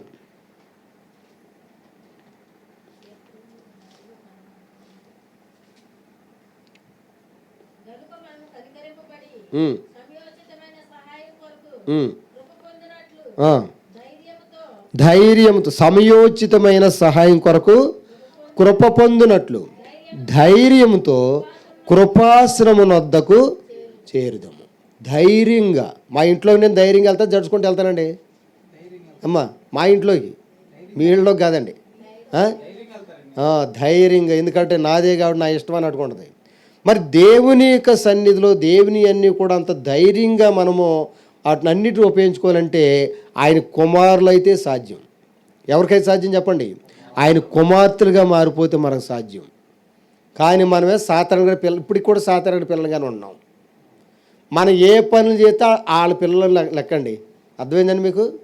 పాప పనులు చేస్తే ఎవరి పిల్లలు? మనము నీతిని జరిగించని ప్రతివాడు వాడు అపవాది పిల్లలే. బైబిల్లో యోహానుకు రాసిన మాట పత్రికలు అవన్నీ ఉంటాయి. నీతిని జరిగించే వారు అందరూ కూడా ఎవరి పిల్లలంటే యేసుక్రీస్తు వారి యొక్క బిడ్డలు అవుతారు.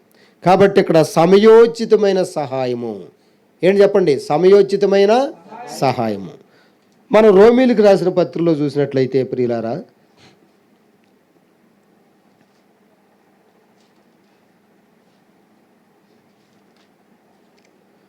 రోమా పత్రిక 8వ అధ్యాయం 26వ వచనం. రోమా 8:26. అటువలనే ఆత్మయు మన బలహీనతలను చూసి సహాయము ఎందుకంటే మనం అందరం బలహీనమే కదండి, దేవుడే సహాయం చేయుచున్నాడు.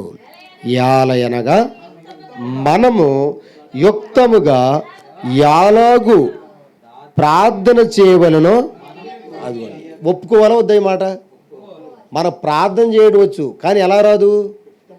యుక్తంగా అంటే కరెక్ట్గా దేవుడికి నచ్చినట్లుగా ప్రార్థన చేయడం నేర్పించమని. అందుకనే శిష్యులకి ఈ విషయం తెలుసు కాబట్టి ప్రభువా దగ్గర వచ్చి ఏమన్నారండి? ప్రభువా మాకు ప్రార్థన చేయడానికి నేర్పించు. మా విశ్వాసాన్ని వృద్ధి పొందించు. మా ఆస్తిని వృద్ధి పొందించమని ప్రార్థన చేసేవాళ్ళు విన్నాం, కానీ వాళ్ళు ఏం ప్రార్థన చేశారు చెప్పండి? నీ మీద నమ్మకాన్ని మాకు నమ్మకం ఏర్పాటులో మాకు ఆ విశ్వాసం పెంచంటున్నారండి వాళ్ళు. నువ్వేదైనా చేయగలవు అనే దాన్ని నమ్మడానికి మాకు నేర్పించమని ప్రార్థన చేస్తున్నారు వాళ్ళు. ఎంత మంచి వ్యక్తులు అర్థం చేసుకోండి మీరు. ఇప్పుడు వాక్యం ఏం చెప్తుందండి? మనకి ప్రార్థన చేయడం వచ్చారా? అదా చాలాసార్లు ప్రార్థన చేసాం లేదా? కానీ ఇక్కడ వాక్యం ఏం చెప్తుంది? యుక్తంగా ప్రార్థన చేయడం మనకి అసలు తెలియదంట. ముందు అది చూడండి. మనకు తెలియదు కానీ ఉచ్చరింప శక్యము కాని మూలులదు ఆ ఆత్మ తానే మన పక్షముగా విజ్ఞాపనము చేయుచున్నాడు. కాబట్టి ప్రియులారా, ఇలా ప్రార్థన చేస్తే ఇందాక సహోదరి చదివినట్లు మళ్ళీ రండి, ఎబ్రీ పత్రికలో మళ్ళీ రండి. అప్పుడు మనకి ఎలాంటి సహాయం అందాలో అలాంటి సహాయం అందిద్ది. ఎలాంటి సహాయం అందాలో అలాంటి సహాయం అందిద్ది. ఎన్నో అధ్యాయం వచ్చింది చెప్పండి. అందరు తీయండి. 202వ పేజీ, 202వ పేజీ, ఎబ్రీ 4:16. కనుక మనము కనికరింపబడి సమయోచితమైన సహాయము కొరకు. ప్రియులారా, మరి ఇక్కడ అందరూ కూడా వచ్చింది దేనికోసం అంటే, ఏ సమయంలో ఏది జరగాలో అది క్లియర్గా సక్రమంగా జరిగిపోవాలంటే. అర్థమైందండి? మనం అనుకున్న టయానికి పంట ఇప్పుడు మంచి ఏ సీజన్లో ఏది జరగాలో అది జరగకపోవడం అనేది సరైన విధానము కాదు. మనమే మంచి రేటు టైంలోనే మనకు పంట చేతి రాదు, వద్దా? ఉత్తప్పుడు వద్ద ఏం ప్రయోజనం అండి? మనం కూడా అంతే. దేవుడు కోరుకున్న ఈ టైంలో మనం ఖచ్చితంగా నిలబడాలండి. అక్కడ నీరు గారి జారిపోయేలాగా ఉండకూడదు మనం. కాబట్టి ప్రియులారా, యుక్తముగా ప్రార్థన చేయడం రాదు కాబట్టి దేవుని దగ్గర నేర్చుకుని ఏం చేయాలంటే ప్రార్థన చేయాలి. అప్పుడు మనకేం దొరికిద్దండి? సమయోచితమైన సహాయం అంటే సందర్భోచితంగా ఈరోజు నీకు నీ జీవితంలో ఏం జరగాలని దేవుడు నిర్ణయించాడో క్లియర్ అన్నీ చక్కగా జరిగిపోతాయి. అలాగా ప్రతిరోజు దినదినాభివృద్ధి అంట. దాన్ని ఏమంటారు చెప్పండి? ఇస్సాక్ గారు ఎలా అభివృద్ధి పొందాడంట అమ్మా? క్రమక్రమముగా. చెప్పండి, అక్రమంగా కాదండి, క్రమక్రమాభివృద్ధి, దినదినాభివృద్ధి పొందాలి మనం. ఇది దైవ పద్ధతి. కాబట్టి సరిగా ప్రార్థన చేయండి, సమయోచితమైన సహాయం పొందండి. సరిగా ప్రార్థన చేయండి, సమయోచితమైన సహాయం పొందండి. ఇది దైవ పద్ధతి అండి. కాబట్టి ఈ ఎండిపోయిన కర్రను నేను ఏం చేసుకుంటాను అన్నట్టుగా ఉండకూడదు. ఆ జీవితాన్ని ఎవరి చేతిలో పెట్టాలి చెప్పండి? దేవుని చేతిలో పెట్టండి. ఒక చిన్నపిల్లోడు ఆయన దగ్గర ఉన్నటువంటి కొంత ఆహారాన్ని ఎవరి చేతిలో పెట్టాడు? శిష్యుల చేతిలో పెట్టాడు ఆయన. ఆ శిష్యులు తీసుకెళ్ళి ఎవరి చేతిలో పెట్టారు చెప్పండి? మనమే శిష్యులు దైవ సేవకుల చేతుల్లో మేము పెడతాం, దేవుడికే పెట్టుకుంటాం అంటారు. ఏది జరగదు. అర్థమైంది? అది దైవ క్రమం అండి. అది కంటికి కనిపించి ఇప్పుడు మందిరంలో పలానా ఒక కార్యక్రమం జరుగుతుంది, కానీ కొంతమంది ఆ నలుగురే చేస్తుంటారు. ఎప్పుడు చేసిన మీరు ఎప్పుడైనా చూడండి, ఏ మందిలో చూడండి, ఆ సమర్పించుకునే వాళ్ళే పనులు చేస్తారు, వాళ్ళే కుర్చీలు వేయాలి, మళ్ళీ వాళ్ళే కుర్చీలు మిగిలిన ఆఫీసులో వచ్చేటట్టుగా అవి మామూలే. ప్రతిసారి కూడా అలా ఉంటాయండి. అలా ఉండకుండా మన వంతు మనం ప్రభువుని అడగాలి.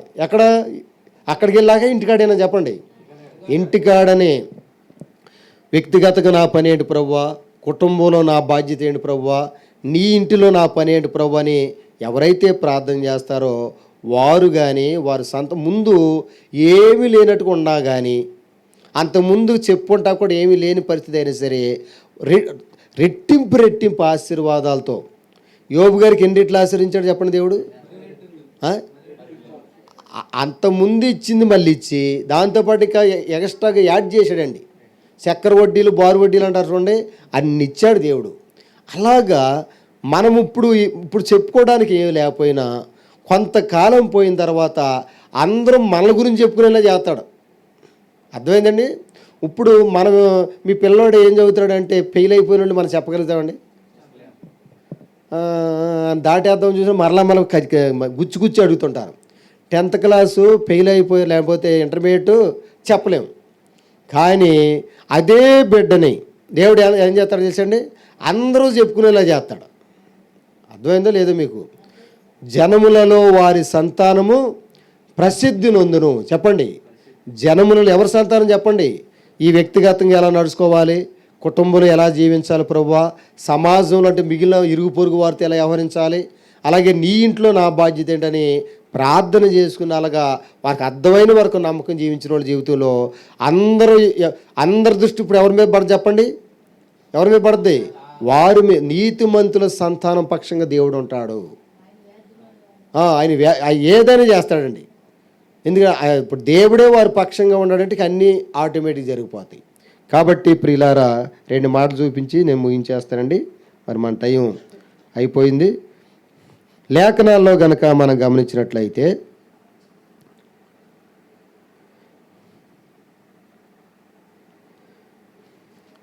యాకోబు గారి గురించి 2 మాటలు చూసుకుని ఈరోజు ముగించుకుంటాం. చాలా విషయాలు ఉన్నాయి. ప్రభు చిత్తానుసారంగా మన తర్వాత మిగిలిన వాటిని చూసుకుంటాం. లేఖన భాగాల్లో గనక మనం గమనించినట్లయితే ప్రియులారా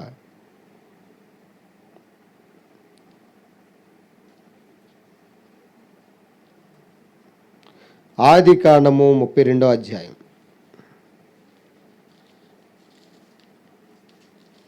ఆది కాండము 32వ అధ్యాయము 10వ వచనం నుండి తీసారమ్మ అందరూ. 20 ఎన్నో పేజీ అండి? 27. ఆది కాండము 32వ అధ్యాయం 10 నుండి.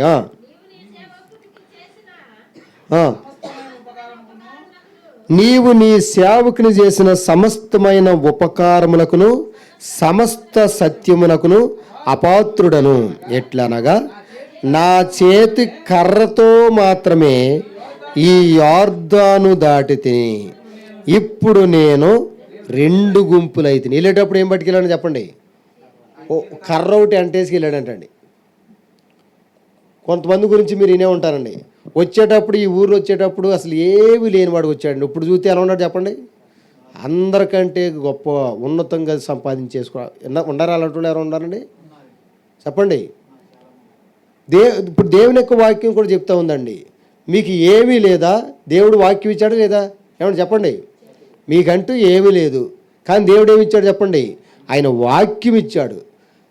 ఆయన వాక్యాన్ని మనం ఎలా తీసుకోవాలి? వాగ్దానంగా తీసుకోవాలి. ఎలా తీసుకోవాలి చెప్పండి? దేవుడు నీకు మాట ఇచ్చాడు, వాక్యం ఇచ్చాడంటే బైబిల్ అంటే తిరగమని కాదండి. దేవుడు ఆయన నీకు ఒప్పందం చేసి అంటే నీకు మాట ఇచ్చాడు. నా మాట వింటే నేను ఎలా అభివృద్ధి చేస్తానో, నీ కుటుంబాన్ని ఎలా చేస్తానో, నీ భవిష్యత్తు ఎలా మారిపోతుందో చూడని దేవుడు వాగ్దానం చేశాడు.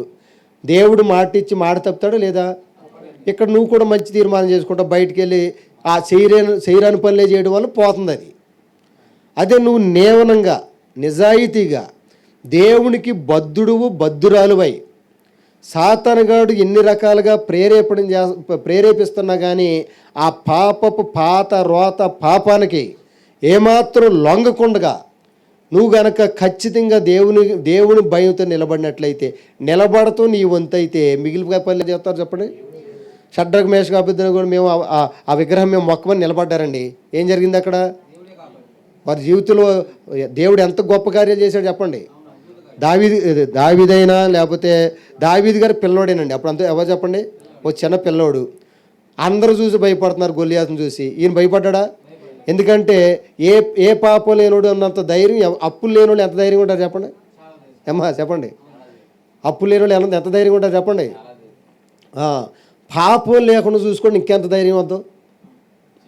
మన భయం అంతా ఏంటి? పాపం వల్లే. ఇటు దేవుడికి తేడవాలి, అటు సాధారణంగా తేడవాలి. అంత అవసరం మనకి. అదే మనం ఉన్నంతలో సరిగా ఉండవు అనుకోండి, అసలు ఎవరికి భయపడే పని లేదు. నువ్వు దేవునికి భయపడితే మరి ఎవరికి కూడా నీకు భయపడతారు. చూసుకోండి పైపెచ్చు. చిన్న పాపం ఉండగానే చిన్నోడికి భయపడుతుంది, పెద్దోడికి భయపడుతుంది. అదే మన ఉన్నట్టు సమస్య. పెద్ద భక్తుడు బయలుదేరి అంటుంటారు అక్కడ కూర్చొని, దారిలో కూర్చొని.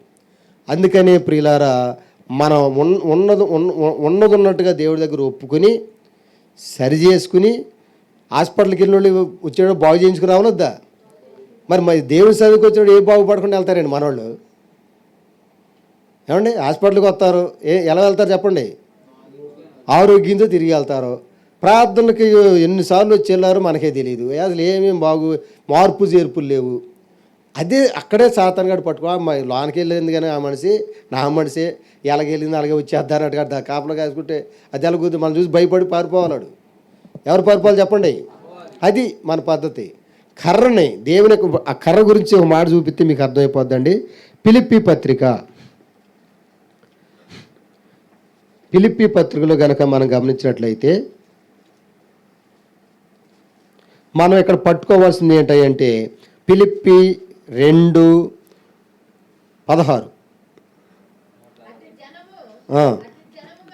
ఫిలిప్పీ 2:16 179వ పేజీ.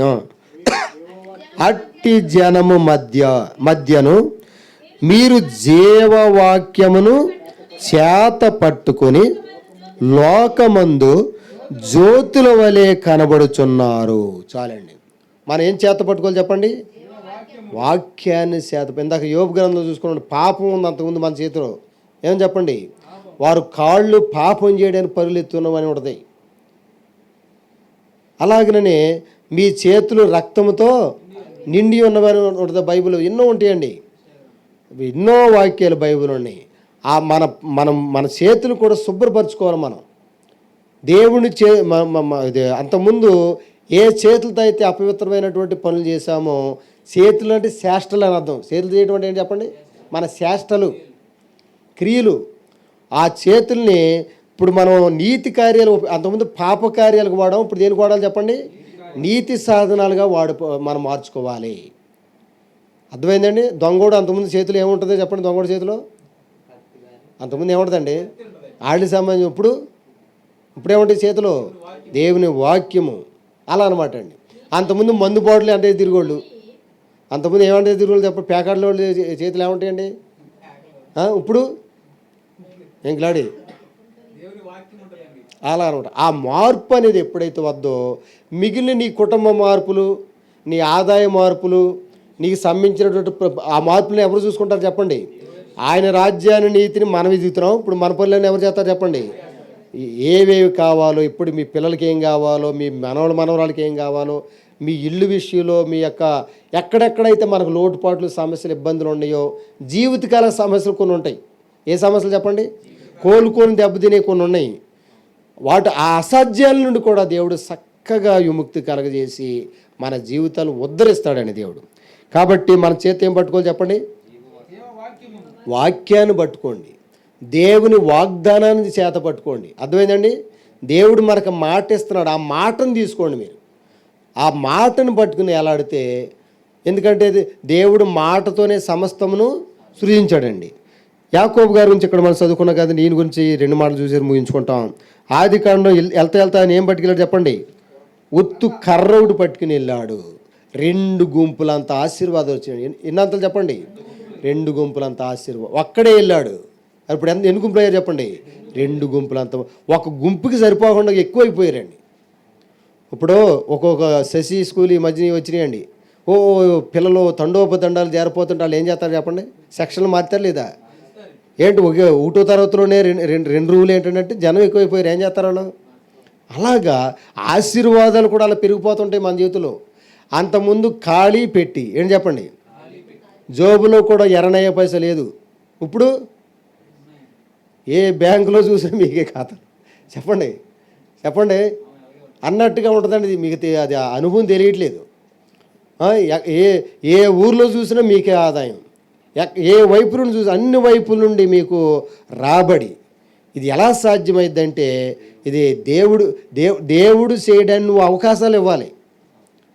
సమయోచితమైన సహాయం కోసం అందరికి ఇష్టమే, కానీ ఏ విధంగా ప్రార్థన చేయాలి? యుక్తమైన ప్రార్థన. చేతులు ఏముండాలి?